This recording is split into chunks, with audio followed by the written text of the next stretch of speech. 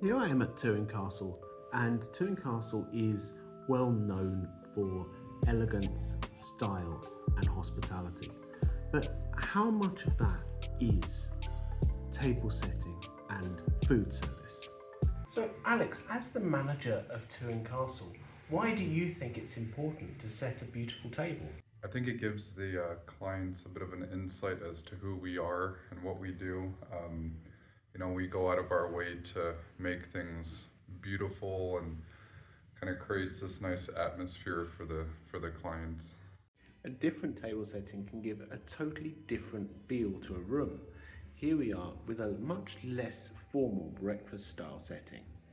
So, Mark, as a chef, how important to you is it that a table looks good? It's very important. I mean, everything adds to the ambience of the meal, the food, the presentation, and the table setting. It's all part of it. Tomorrow we have a dinner, so I'm just preparing by laying the table ready for that dinner. What I'm going to do now with you is just talk you through the process of laying a nice dinner table.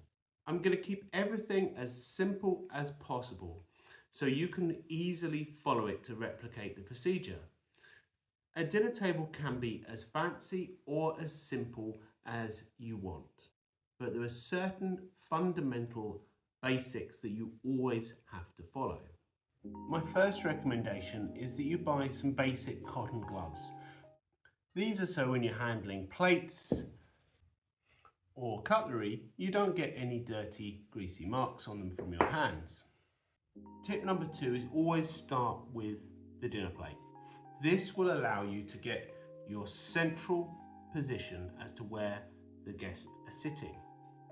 Next thing you want to do is move the chair out of the way, because once you've lined up all the settings on the table, you don't really need the chairs in your way.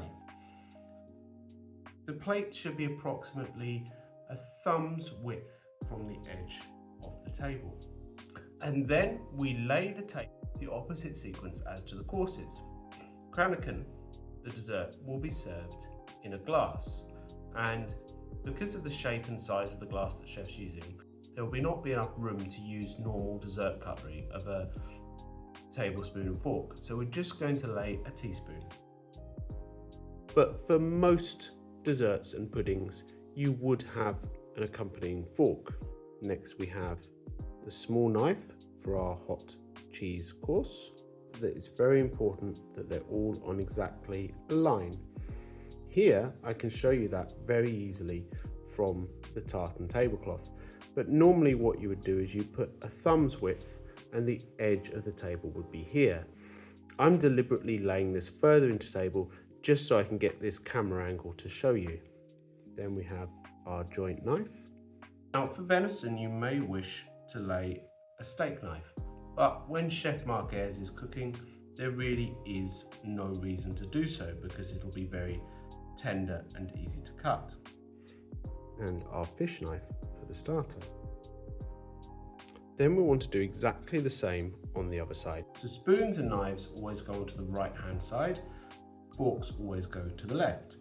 So as I mentioned, there's no fork to go with the small spoon. So here is our first fork to go with the hot cheese course.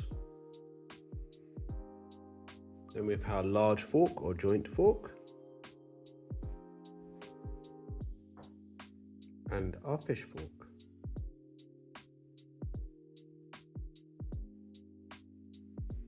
Our side plate goes to the side. Everything again on the exact same line. If you like your table to look very traditional, you may wish to put the butter knife across the top of the forks. Alternatively, you can put it in the more American way on the side plate. It really is up to you.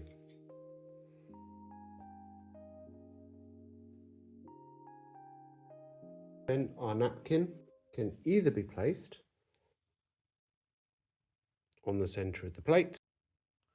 Sometimes you may lay the table without a charger plate.